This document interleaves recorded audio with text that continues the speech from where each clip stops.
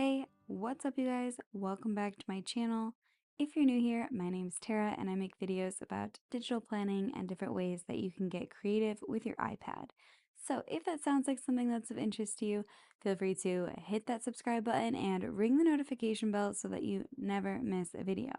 That all being said, let's go ahead and jump into this. First off, I'd like to apologize for my hands being crazy. I am doing a time lapse of a live that I posted for my Patreon patrons, specifically my Sunflower Squad and my Lavender League. Right now, what I'm doing here is just starting off by adding in the hex codes for my pens, just so that they match my sticker sets.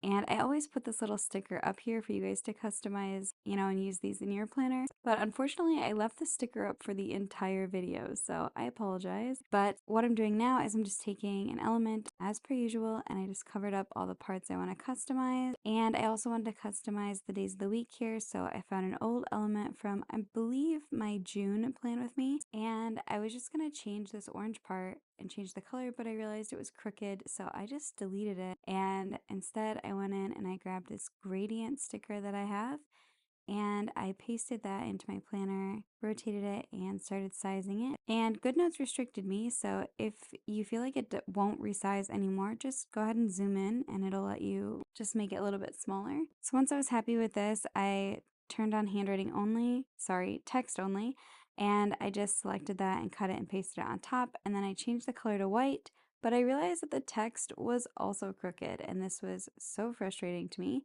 So I went in, I checked this element, realized it was crooked, checked the other one that I had saved, which was identical, but not crooked. So I took the text from that one and then changed that color, and then I just deleted the handwriting here as it's not necessary. Okay, so then the next thing that I decided to do is turn the images back on and then copy the text here. So I have an alphabet this month, which I'm so excited about. I'm absolutely in love with it. And I just start slowly resizing this, and then I got to a point where it was getting too big, so I took apart all the letters that I needed to spell October and deleted the rest, and then continued to size this up. Alright, and I'm pretty happy with that size, so now I'm just using this line that I have here to make sure my letters are all straight, and then I start to move them together and just adjust the spacing between the letters so that it looks nice. Now the next thing I do is I go and I grab this orange heart and also these spiders and this washi tape. And using my image tool, I'm just going to crop this down to a rectangle, and I'm going to fill the space for how big I want my heading to be. Now what I did here was I just took this spider washi tape and I sized it so it was the same width. And then once I thought it looked pretty good, I decided to copy and paste it to the other side. But now I need to fill the center. So what I'm doing is I'm grabbing those spiders and I'm just going to size them so that they match the size that they are here in the heading. And once I feel like they're a pretty good size, then I can start to paste them to fill that space.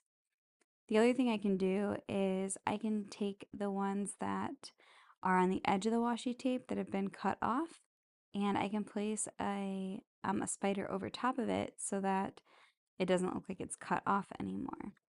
Now I show you a little fix for this if you're really struggling to get it just right. Coming up on this next spider here, which I really struggled with. I sat here for a while trying to get it perfect, and for some reason it just wasn't quite right, and it was really bothering me. So my solution here, after messing with this for honestly far too long, I decided that I could just cover this up, like, obviously. So what I did was I went back to my stickers where I have my heart, for example, but any of the orange ones would do. And I just cropped this into a little rectangle again, covered it up, and then I repasted that spider on top. And you wouldn't even know if I hadn't showed you. And then I just went in and carefully filled in all of the other spaces there. And for some of them, I even cropped them off the edge a little bit. So I just went in and used my rectangle crop tool to crop some of those edges and then just set them you know, along the top and bottom of the washi tape there. And then since I had pasted the letters first, I needed to cut them and paste them on top. The next thing I did here was I made sure that I selected the text boxes only, and I changed the days of the week to be the same color as October, and I just zoomed in here so you could see that. And then I grabbed all of the colors for my numbers and I just started filling in the dates. And this is always such a time-consuming process, so I was just kind of babbling on and being a little bit silly, as lives can be a little bit silly.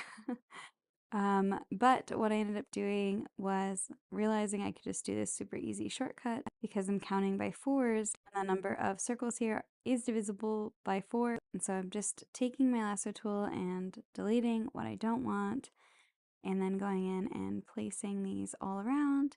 And I'm really glad that I did it this way.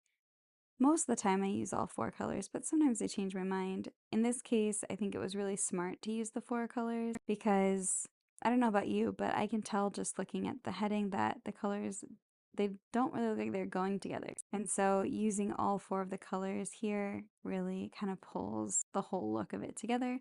And by the time it's all finished, it feels very intentional. So what I'm doing now is I'm taking this little chalkboard, if you will, and I'm pasting one of these here. And it just wouldn't look right to size it and expand it and make it super long. So what I decided to do was just make it the width that I preferred and then copy and pasted it again, crop off the top of it, move it to the bottom, and then I was going to paste another one of these and crop off the bottom. And this one, I can actually stretch it and pull it until this is all like one big long board. So once I was happy with that, I decided I wanted to turn it into a bookshelf. So I took this book that was the same color as the border and I just cropped it into a rectangle as I do for a lot of different things here. And then I just made sure it was small enough that I liked the way that it looked as part of this. And I decided to just start building some sections. So I want to use the top part for notes. And then the second part here, I'm actually making like an actual bookshelf with these books on it. And then I want the next part to show notes and then just some decor here down at the bottom. So I decided to grab my little sand timer, a skull, and I'm just sizing that to kind of fit in there. And I make the sand timer a little bit bigger. And then I also decided I wanted to add a little more color. So I put this orange mortar and pestle in here and made the skull a little bit smaller and kind of made it lean up against the sand timer. And I want to put the mortar and pestle on a book or a couple books. So I paste the sticker a couple times and I just crop each of the individual books out. So I decided I want to put the green one on the bottom and this purple one on top, and then I just moved the mortar and pestle down. And then I, of course, need my alphabet now for the headings on my board. So I'm pulling apart the letters for goals, and then I'm going in and also adding the letters in here for notes. And then I'm just going to delete the ones that I don't want. And in hindsight, I would have waited to put notes over there and just kind of left it off in the calendar for now. But I didn't, so I moved over all of the words, and then I also decided I wanted to fill this little circular space with this eyeball, and I really love how that turned out. I think that's super cute, and it's kind of fun and funky. I really like it. And I also decided to grab these moths next, and I just started kind of sizing them and placing them here, making sure they were pretty similar, at least by width.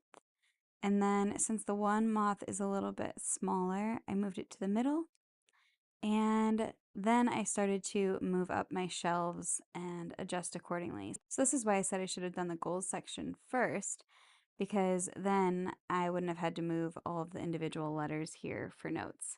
But what I ended up doing was just using the line there to make sure everything was lined up and looking nice.